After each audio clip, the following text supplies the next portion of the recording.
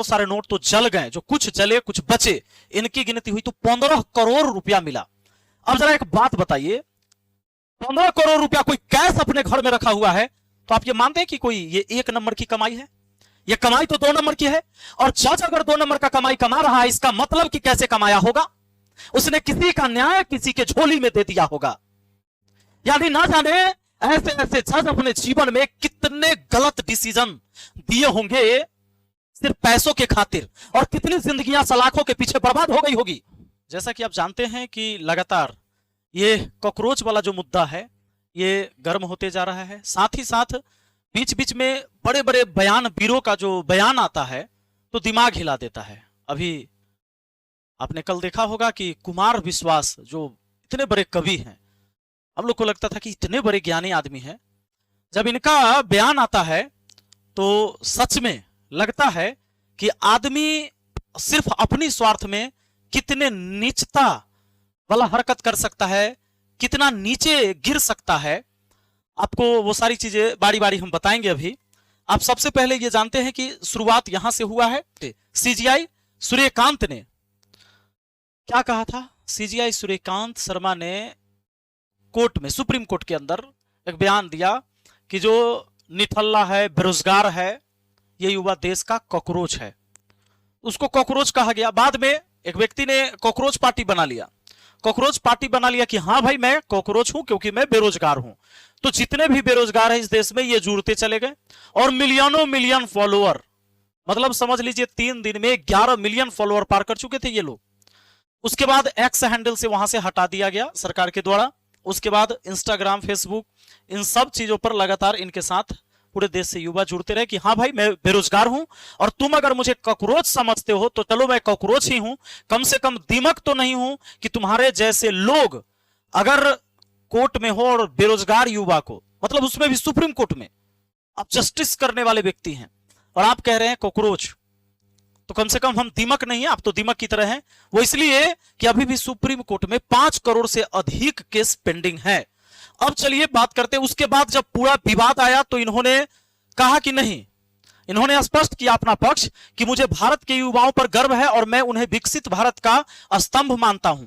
यह कहना पूरी तरह निराधार है कि मैंने देश के युवाओं की आलोचना की और उन्हें कॉकरोच कहा। इन्होंने कहा कि यह पूरी तरह से गलत है, मैंने ये बात नहीं कही। मेरी टिप्पणी देश के युवाओं के खिलाफ नहीं थी बल्कि फर्जी डिग्री लेकर पैसे में घुसे लोगों के खिलाफ थी जो नकारात्मक फैलाकर सिस्टम को नुकसान पहुंचाते हैं।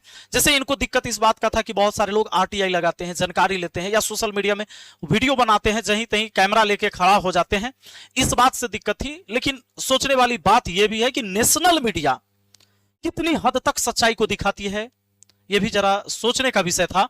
और दूसरा बात यह कि अगर फर्जी डिग्री इस देश में बटा रहा है, जैसा कि इन्होंने कहा, जज साहब ने यही कहा कि बल्कि फर्जी डिग्री लेकर पैसे में घुसे लोगों के खिलाफ थी।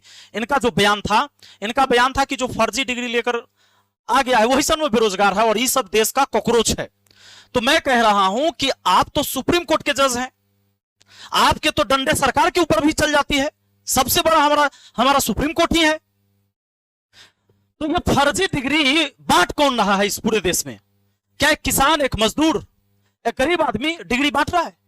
क्या उसके पास ऐसा कोई कॉलेज, ऐसा कोई संस्थान है डिग्री बांटने वाला लाखों लाखों रुपया लेकर? तो ये डिग्री बांट कौन रहा है? और जब आपको पता है तो कौन सी कार्रवाई हो रही है? अभी आपने देखा हमारे यहां पटना में 50 करोड़ रुपया लेकर सबके भाग गया बीएड के नाम पर। अभी देखा है ना आपने?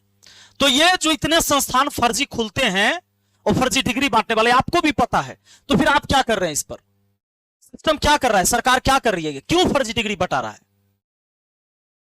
ये दुर्भाग्य की बात नहीं है कि फर्जी डिग्री इस देश में बटा रहा है और आप 5 करोड़ केस अभी भी पेंडिंग रखे हैं सुप्रीम कोर्ट के अंदर। एक एक केस में 15-20 साल लग जा रहे हैं। कई केस तो मैंने कहा है कि दादा नाना का केस पोता नाती लड़ रहा है, जिंदगियां खत्म हो जाती है। और अब आपको बताते हैं जहां न्याय ही बिकता हो इस देश में, और न्याय आप खरीद नहीं सकते। सबसे बड़ी बात यह भी है कि न्याय भी वो व्यक्ति अपने पक्ष में खरीदेगा जो गुनहगार है, जिसको सजा होना चाहिए। अगर ऐसा नहीं है तो आपने ये वाला केस देखा है ना, ये वाला केस देखा होगा, जस्टिस यशवंत वर्मा का केस जो कुछ ही दिन पहले पिछले साल 15 करोड़, आपको याद है, 15 करोड़ का कैश इनके घर पर मिला था। फार्म हाउस में आग लग जाती है, उसके बाद वहां पर 15 करोड़ रुपए और बहुत सारे नोट तो जल गए, जो कुछ जले कुछ बचे, इनकी गिनती हुई तो 15 करोड़ रुपया मिला। अब जरा एक बात बताइए, 15 करोड़ रुपया कोई कैश अपने घर में रखा हुआ है, तो आप ये मानते हैं कि कोई ये 1 नंबर की कमाई है? ये कमाई तो 2 नंबर की है।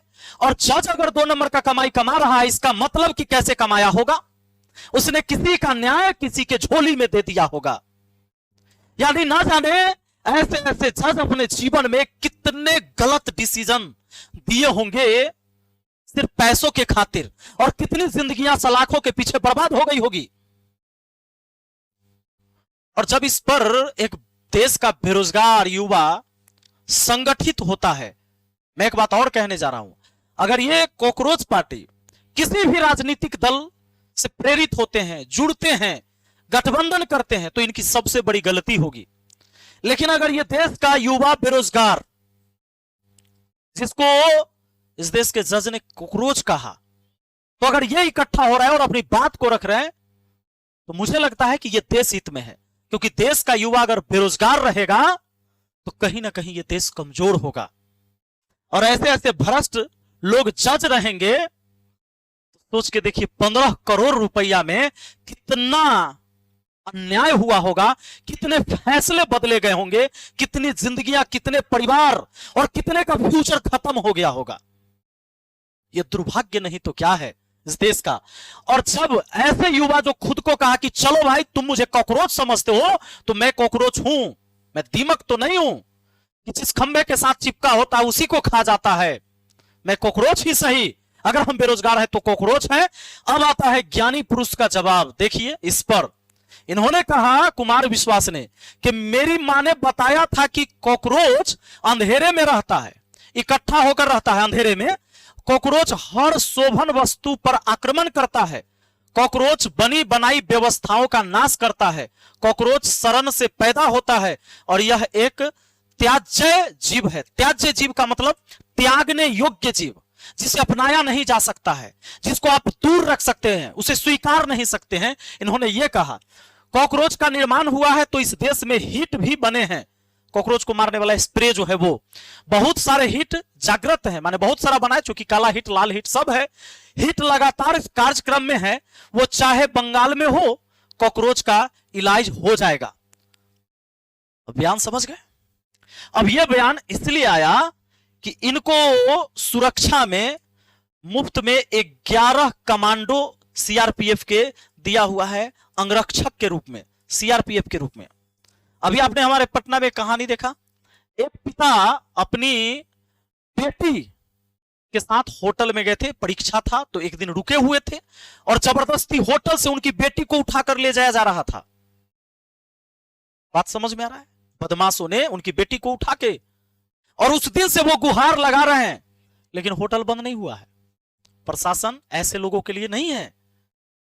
अगर वो पिता उस दिन नहीं होते तो उनकी बेटी के साथ क्या होता? क्या होटल वाले के पास उस व्यक्ति की पहचान नहीं है? क्या होटल में सीसीटीवी नहीं होता है कि कौन व्यक्ति सब था जो उनकी बेटी को जबरदस्ती मास्टर की लेकर होटल का दरवाजा खोलकर और लेके जा रहा था? लेकिन अभी तक वो होटल संचालित है, चल रहा है। ऐसे ऐसे लोग को 11-11 सीआरपीएफ का फोर्स मिला हुआ है, कमांडो मिला हुआ है इनकी सुरक्षा के लिए। तो इन्होंने कहा कि ऐसे ऐसे कॉकरोच, अब यहां कॉकरोच संबोधन किसके लिए हुआ था? बेरोजगारों के लिए। और बेरोजगार ने कहा कि मैं कॉकरोच हूं, तो इन्होंने कहा कि हमारे पास हिट है कॉकरोच को मारने के लिए, और कई प्रकार के हिट बने हुए हैं। आपको स्प्रे कर दिया जाएगा, मार दिया जाएगा। अब इसको क्या कहिएगा? इसको कवि कहिएगा, विद्वान कहिएगा, या इस देश का दीमक कहिएगा ऐसे लोगों को? बाकी आप क्या सोचते हैं कमेंट बॉक्स में जरूर लिखिएगा। मिलते हैं फिर अगली वीडियो में। बहुत बहुत धन्यवाद। जय हिंद, जय भारत।